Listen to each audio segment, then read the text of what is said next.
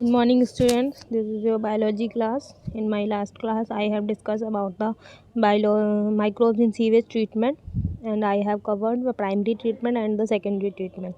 So today we will cover the leftover portion of this heading, which is you can appreciate how microbes play a major role in treating millions of gallons of waste water every day across the globe. This methodology has been practiced for more than a century now in almost all the parts of the world. अब जो sewage treatment plant है जो अभी हम लोगों ने पढ़ा, जिसमें कि प्राइमरी ट्रीटमेंट और सेकेंडरी ट्रीटमेंट किया जाता है, जो भी वेस्ट वाटर होता है उसका, वो आज के टाइम पे हर जगह यूज़ किया जा रहा है for more than a century now. मतलब 100 साल से ये यूज़ करा जा रहा है in almost all parts of the world, सारी दुनिया में सारे पार्ट्स में। Till date no man made technology has been able to rival the microbial treatment of sewage. अभी तक ऐसी कोई technology, man made technology invent नहीं हुई है जो कि इस टेक्नोलॉजी को compete कर सके, ठीक है, या राइवल कर सके। You are aware that due to the increasing urbanization, sewage is being produced in much large quantities than even before.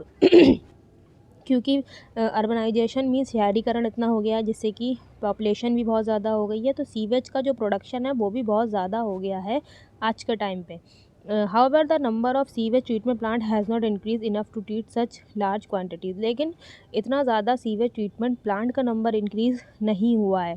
So the untreated sewage is often discharge directly into the rivers, leading to their pollution and increase in water borne disease.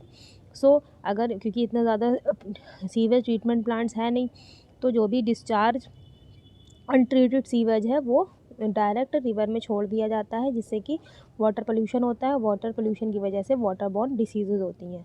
The ministry of environment and forest has initiated Ganga action plan and Yamuna action plan to save these major rivers of our country from pollution.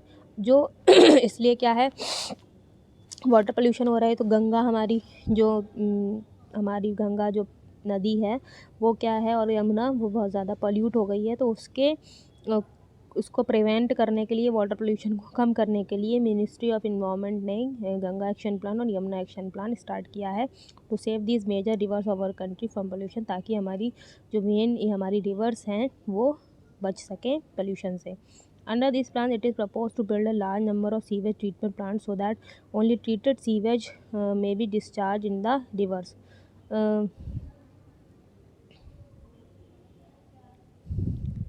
इसलिए क्या है इस plans में क्या है, एक large number of sewage treatment plants जो हैं वो बिल्ड करे गए हैं, जिससे कि ट्रीटेड सीवेज ही डिस्चार्ज करा जाए रिवर में, अनट्रीटेड सीवेज को डिस्चार्ज ना करा जाए। A visit to a sewage treatment plant situated in any place near you would be very interesting and educating experience. So this is all about the sewage treatment plant and the use of microbes in the sewage treatment plant. Next topic is, the next heading is microbes in production of biogas. Biogas is a mixture of gas. Biogas में केवल एक gas नहीं होती है, बहुत सारी gas का ये मिक्सचर होता है। मेनली इसमें मीथेन होती है, उसके अलावा CO2 और H2S भी होती है। Produce by the microbial activity which may be use as fuel. Biogas का यूज़ हम एज फ्यूल की तरह कर सकते हैं। You have learn that microbe produce different type of gases and product during growth and metabolism. हमने क्या पढ़ा है कि माइक्रोब जो प्रोड्यूस करते हैं डिफरेंट टाइप की गैसेस अपनी ग्रोथ में और मेटाबॉलिज्म में। The type of gas produce depend upon the microbe and the organic substrate they utilise. अब किस तरीके की गैस वो रिलीज़ करेंगे ये डिपेंड करता है कि वो माइक्रोब्स किस ऑर्गेनिज्म सबस्ट्रेट को यूटिलाइज करता है। In the example cited in the relation to fermentation of dough, cheese making and production of beverages, the main gas produce by CO2। हमने पीछे देखा था, उसमें क्या था, फर्मेंटेशन में, चीज़ मेकिंग में और बेवरेजेस की मेकिंग में मेन गैस जो थी वो CO2 थी। However certain bacteria which grow anaerobically on cellulosic material produce large amount of methane along with CO2 and H2। इसके अलावा कुछ बैक्टीरिया जो एनारोबिकली रिस्पायर करते हैं और खाते क्या हैं, सेलुलोज खाते हैं, सेलुलोजिक मटेरियल इनटेक करते हैं, वो क्या प्रोड्यूस करते हैं, मीथेन गैस को, CO2 और H2 को, मेनली मीथेन गैस को प्रोड्यूस करते हैं। These bacteria are collectively called methanogens. इन बैक्टीरिया को क्या कहते हैं, जो मीथेन गैस सिक्रीट करते हैं वो मिथेनोजेंस कहलाते हैं। And one such common bacteria is methanobacterium. और ये बैक्टीरिया कौन सा है, मिथेनोबैक्टीरियम है।